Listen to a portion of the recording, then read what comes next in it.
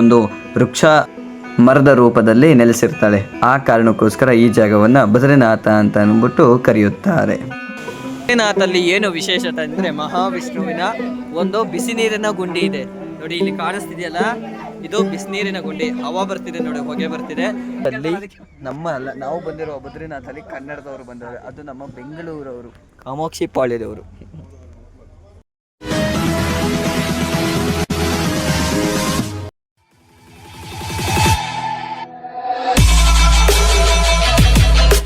Hi hello ನಮಸ್ಕಾರ ದೇವರು ಎಲ್ಲ ಹೇಗಿದ್ದಾರೆ, ಚೆನ್ನಾಗಿದ್ದಾರೆ. ನಾವು ಇವತ್ತು ಉತ್ತರಾಖಂಡದಲ್ಲಿರುವಂತಹ ಶ್ರೀ ಬದ್ರಿನಾಥ್ ಟೆಂಪಲ್ಗೆ ಬಂದಿದ್ದೀವಿ. ಬನ್ನಿ ಇವತ್ತಿನ ಬದ್ರಿನಾಥ್ ದೇವಸ್ಥಾನ ಹಾಗೂ ಇಲ್ಲಿನ ವಿಶೇಷತೆಗಳನ್ನು ತಿಳ್ಕೊಳ್ಳೋಣ. Flash back.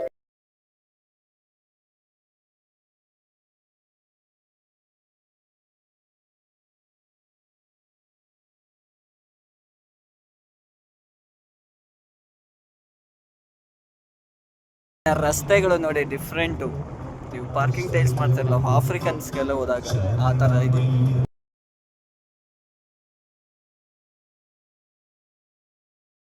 ಬದ್ರಿನಾಥ್ ಕೊಟ್ಟು ಏನೇ ಬೇಡ್ಕೊಂಡ್ರು ನಡೆಯುತ್ತಂತೆ. ಹೆಂಗಪ್ಪ ದೇವಸ್ಥಾನ ಅಂತೂ ಇಂತೂ ಬದ್ರಿನಾಥ್ಗೆ ಬಂದ್ವಿ. ಎಲ್ಲಿ ಬೆಂಗಳೂರಲ್ಲಿ ಲಗೇರೆ ಬಿಡ್ಸತ್ತೆ. ನಮ್ದು ಜೆಪಿ ನಗರ್, ಕಮಲಾನಗರ, ಕಾಮಾಕ್ಷಿ ಪಳ್ಳಿ ಅಲ್ಲಿ ಬರುತ್ತೆ. ಹೌದು, ಕಾಮಾಕ್ಷಿ ಪಳ್ಳಿ ನಮ್ದು ಒಂದು ಕಡೆ ಇದೆ. ಹೌದಾ? ನಮ್ಮ ಬದ್ರಿನಾಥಲ್ಲಿ ನಾವು ಬಂದಿರೋ ಬದ್ರಿನಾಥಲ್ಲಿ ಕನ್ನಡದವರು ಬಂದವರು, ಅದು ನಮ್ಮ ಬೆಂಗಳೂರವರು, ಕಾಮಾಕ್ಷಿ ಪಾಳ್ಯದವರು. ಹೋಟ್ಲು ನಮ್ಮೂರಾ? ಖುಷಿ ಅಂತೂ ಇಂತೂ ಫೈನಲಿ ಬಂದ್ವಿ ಬದ್ರಿನಾಥ್ಗೆ. ಬನ್ನಿ ಪಾರ್ಕ್ ಮಾಡಿ. ಇಂಡಿಯಾ, ಸೌತ್ ಇಂಡಿಯಾ, ಚೈನೀಸ್ ಅದಿತ್ತು ಹೇಳಿದೆ. ಬನ್ನಿ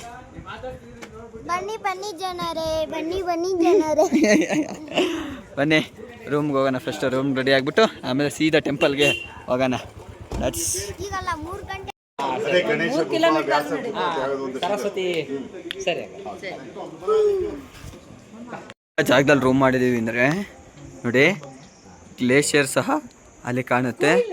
ಜೊತೆಗೆ ಟೆಂಪಲ್ ನೋಡಿ ಎಷ್ಟು ನೀಟಿಗೆ, ಎಷ್ಟು ಸಣ್ಣ ಗ್ಯಾಪಲ್ಲಿ ಆದ್ರೂ ಸೀದಾ ಕಾಣುತ್ತೆ ನಮಗೆ ಟೆಂಪಲ್. ಅಯ್ಯೋ Shiva. A few moments later. ಚೆನ್ನಾಗಿರುತ್ತೆ. ಊಟನೇ ಚೆನ್ನಾಗಿದೆ ಮೇಲೆ ಅದು ಚೆನ್ನಾಗಿದೆ. A few moments later.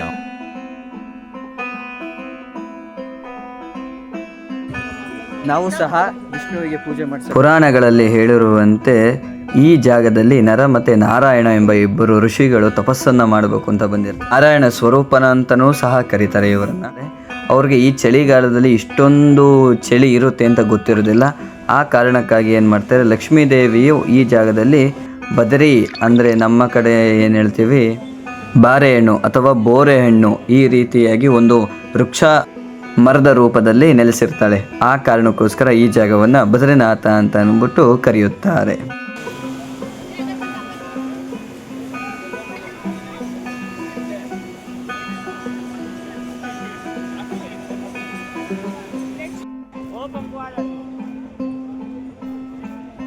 ನನಗಂತೂ ತುಂಬ ಖುಷಿ ಆಗ್ತಿದೆ. ಯಾಕೆಂದರೆ ತುಂಬ ದೂರ ಇರುವಂತಹ ದೇವಸ್ಥಾನ ಬದ್ರಿನಾಥ ದೇವಸ್ಥಾನಕ್ಕೆ ಬಂದಿದ್ದೀವಿ. ಮಹಾವಿಷ್ಣು ನೆಲೆಸಿರುವಂತಹ ಜಾಗ. ಹೇಳಬೇಕು ಅಂದರೆ ಮಹಾವಿಷ್ಣು ನನಗೆ ತುಂಬ ಇಷ್ಟ. ಅದಕ್ಕೋಸ್ಕರ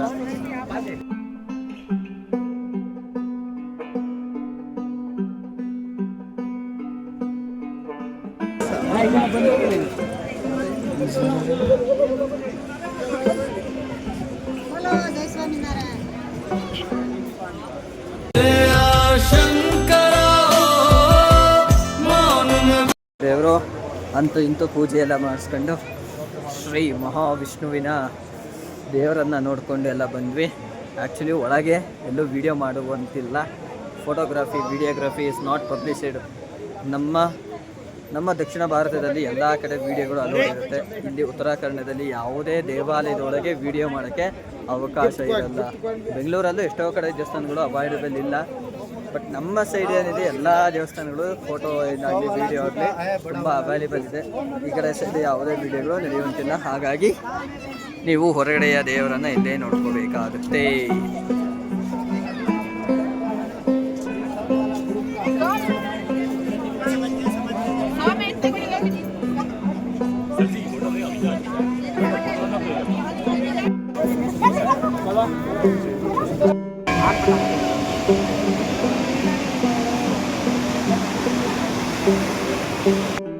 ಬದ್ರಿನಾಥಲ್ಲಿ ಏನು ವಿಶೇಷತೆ ಅಂದರೆ ಮಹಾವಿಷ್ಣುವಿನ ಒಂದು ಬಿಸಿ ನೀರಿನ ಗುಂಡಿ ಇದೆ ನೋಡಿ. ಇಲ್ಲಿ ಕಾಣಿಸ್ತಿದೆಯಲ್ಲ, ಇದು ಬಿಸಿನೀರಿನ ಗುಂಡಿ. ಹವಾ ಬರ್ತಿದೆ ನೋಡಿ, ಹೊಗೆ ಬರ್ತಿದೆ. ಬಿಸಿನೀರು ಎಷ್ಟು ಸುಡ್ತಿದೆ ಅಂದರೆ ನಿಜವಾಗ್ಲೂ ಇದನ್ನ ನಂಬಕ್ಕೆ ಆಗಲ್ಲ.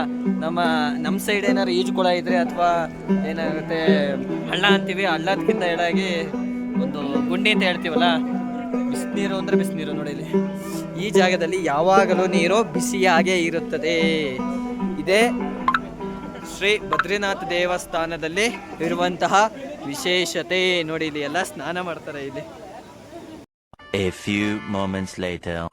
ಬೆಳಗ್ಗೆ ವ್ಯೂ ನೋಡ್ರಿ ಇಲ್ಲಿ.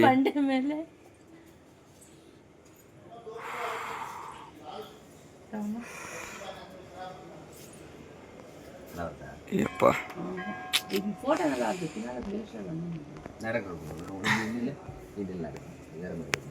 ಅಯ್ಯೋ ಇಷ್ಟೊಂದು ಬ್ರೈಟ್ನೆಸ್ ಬರ್ತೈತೆ ಯಾಕೋ.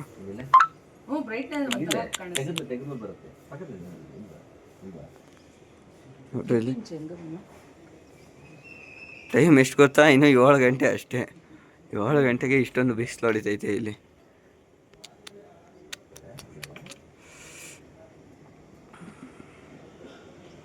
ಟೆಂಪಲ್ ಅಲ್ಲ, ಗಂಟೆಗೆ ಒಂದೊಂದು ಥರ ಕಾಣುತ್ತಲ್ಲ ಕೈಲಿ. ಅಲ್ಲ ಅಲ್ಲಿ ಹೆಂಗ್ ಬಿಸಿಲು ಬೀಳ್ತೈತೆ ಅಲ್ಲಿಗೆ ಮಾತ್ರ. ಇಲ್ಲೆಲ್ಲ ಏನು ನ್ಯಾಯ ಮಾಡಿದ್ದೇವೆ ನಾವು? ಅಲ್ಲೋಡ್ರಿ ಅಲ್ಲ ಅಣ್ಣ, ಎಷ್ಟು ಡಿಗ್ರಿ ಅದ ಈಗ ಅಕ್ಕ? ಈಗ ಎಷ್ಟದ ನೋಡಿ. ಅವಾಗಲೇ 1 ಡಿಗ್ರಿ ಏನು ಅನಿಸ್ಲೇ ಇಲ್ಲ ನಮಗೆ. ಇವಾಗ ಜಾಸ್ತಿ ಅನಿಸ್ತೈತಪ್ಪ. 4 ಡಿಗ್ರಿಗೆ ಚಳಿ ಆಗ್ತೈತಲ್ಲ. ಇದು 1 ಡಿಗ್ರಿಗೆ ಏನು ಅನಿಸಿಲ್ಲ. ಬೆಳಿಗ್ಗೆ 1 ಡಿಗ್ರಿಗೆ ಚಳಿನೇ ಅನಿಸ್ಲಿಲ್ಲ ನಮಗೆ. ಇಲ್ಲಿ 4 ಡಿಗ್ರಿ ಐತಿ ಈಗ ನೋಡ್ರಿ. ಇಲ್ಲಿ ನಾರ್ಮಲ್ ಆಗೆಲ್ಲ ಹೆಂಗಿದೀವಿ, ಟಿ ಶರ್ಟ್ ಹಾಕೊಂಡು ನಾರ್ಮಲ್ ಜರ್ಸಿ ಹಾಕೊಂಡಿದೀವಿ. ಅದೇ ಕೇದಾರ್ನಾಥಲ್ಲಿ ಬರೀ 7-8 ಡಿಗ್ರಿಗೆ ದಡಗೆ ಆಗೋದು. ಗಡ ಗಡ ಗಡ ಗಡ ಗಡ ಗಡ ಗಡ ಗಡ ಗಡ ಗಿಡ ಅಂತ ಅಲ್ಲೋಡೋಣ. ಅದು ಏನೋ ಒಂಥರ ಡಿಫ್ರೆಂಟ್ ಆಗಿ ಕಾಣಿಸ್ತೈತೆ. ಅಲ್ಲಿ ಏನೋ ರಿಫ್ಲೆಕ್ಷನ್ ಹೊಡಿತೈತೆ ಅನ್ನಂಗೆ ಕಾಣಿಸ್ತೈತೆ.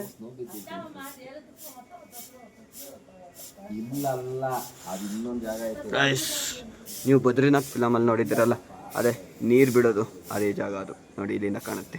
ಆಮೇಲೆ ಹೋಗೋಣ ಬನ್ನಿ. A few moments later.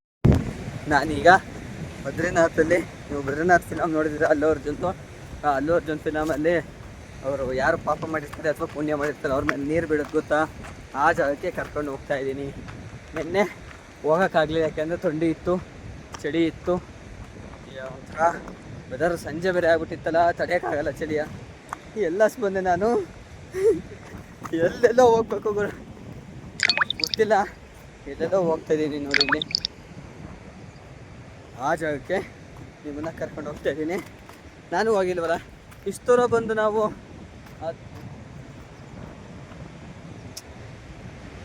ನಿಮ್ಮ ಜೊತೆ ಮಾತಾಡ್ಕೊಂಬಂದು ನಾನು ಅಲ್ಲೆಲ್ಲ ಹೋಗ್ಬೇಕಾಯ್ತು. ಇಲ್ಲ ಬಂದ್ಬಿಟ್ಟೆ ಪಳ್ಳಾಗಿ. ತಾತ ಅಲ್ಲಿ ಕೆಳಗೆ ಹೋಗ್ತೈತಿ, ಅಲ್ಲಿ ದಾರಿ ಆಯ್ತು. ಅಯ್ಯೋ ಶಿವ, ಯಾವ ದಾರಿ ಎಲ್ಲಿಂತ ಏನೂ ಗೊತ್ತೇ ಆಗ್ತಾಯಿಲ್ಲ ಇಲ್ಲಿ. ನಾನು ಹಿಂಗೆ ಅನ್ಕೊಂಡೆ ನೋಡ್ರಿ, ಕಾಣಲಿಲ್ಲ ಅವಾಗಲೇ ದಾರಿ ಇದು.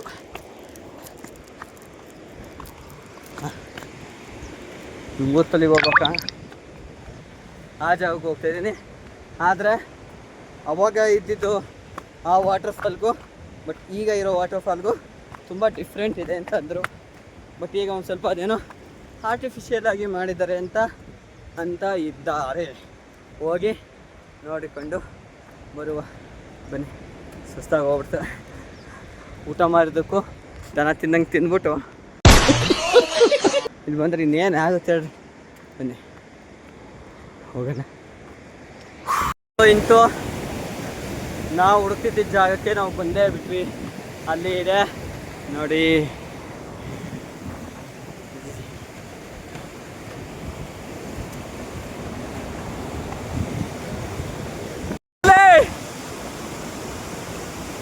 ಬಂದೆ.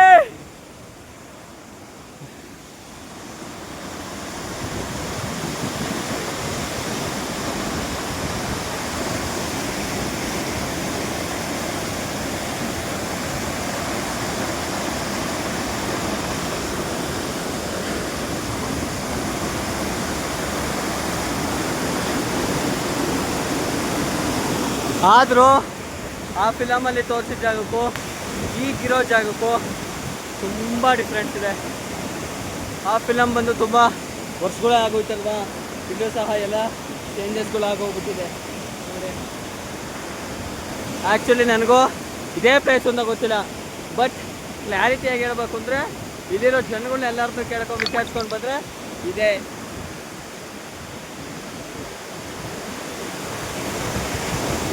ಖುಷಿ ಆಗೋಯ್ತು ನನಗಂತೂ.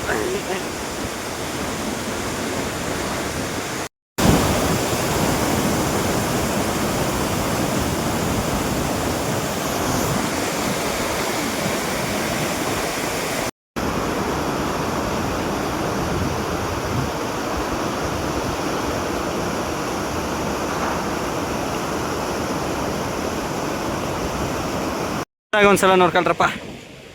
ಅಪ್ಪ ಶಿವ ಮಹಾವಿಷ್ಣು ಕಾಪಾಡಪ್ಪ. ನೋಡಿ ಗಾಯ್ಸ್, ಅಲ್ಲಿ ಜಲದಗುಂಡಿ ಬಿಸಿನೀರು ರಾತ್ರಿ ಹೇಳದ್ನಲ್ಲ, ಅಲ್ಲಿ ಎನಿ ಟೈಮ್ ಬಿಸಿನೀರು ಇರುತ್ತೆ. ಅದೇ ಅದು ಮಾಮೂಲಿ ನೋಡಿ, ಅಲ್ಲೆಲ್ಲ ಸ್ನಾನ ಮಾಡ್ತಾರೆ ಅದೇ ನೀರಲ್ಲಿ. ಇಲ್ಲಿ 3 ಗುಂಡಿ ಇದೆಯಂತೆ, ಅದೊಂದು ಗುಂಡಿ ಅಲ್ಲ, ಟೋಟಲ್ಲು ದೇವಸ್ಥಾನ ಸುತ್ತ 3 ಗುಂಡಿ. ಆ 3 ಗುಂಡಿಲೂ ಎನಿ ಟೈಮ್ ಬಿಸಿನೀರು ಇರುತ್ತೆ. ಇಷ್ಟು ಆಶ್ಚರ್ಯ ಅಲ್ಲ.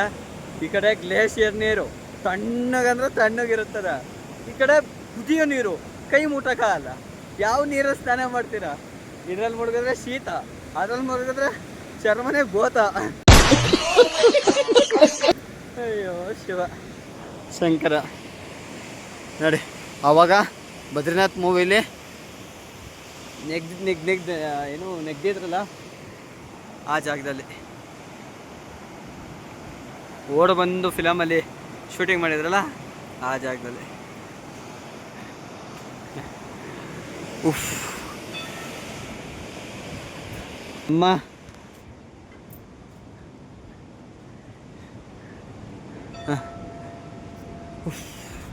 ಬದ್ರಿನಾಥ್ನ ವ್ಲಾಗ್ ಇಲ್ಲಿಗೆ ಮುಕ್ತಾಯವಾಗುತ್ತೆ. ಜೈ ಹಿಂದ್, ಜೈ ಕರ್ನಾಟಕ. ಮತ್ತು ಎಲ್ಲರಿಗೂ ವಿಡಿಯೋ ನೋಡಿರೋರಿಗೂ ಧನ್ಯವಾದಗಳು. ಏನಾದ್ರು ನಿಮ್ಮ ಅಭಿಪ್ರಾಯಗಳಿದ್ರೆ ತಿಳಿಸ್ಕೊಡಿ, ಮುಂದಿನ ವಿಡಿಯೋದಲ್ಲಿ ಅದನ್ನು ಎಕ್ಸ್ಪ್ಲೋರ್ ಮಾಡೋಣ. ಓಕೆ, ಟಾಟಾ, ಬಾಯ್ ಬಾಯ್, ಕೀಪ್ ವಾಚಿಂಗ್ ಜಂಗಮ ವ್ಲಾಗ್ಸ್.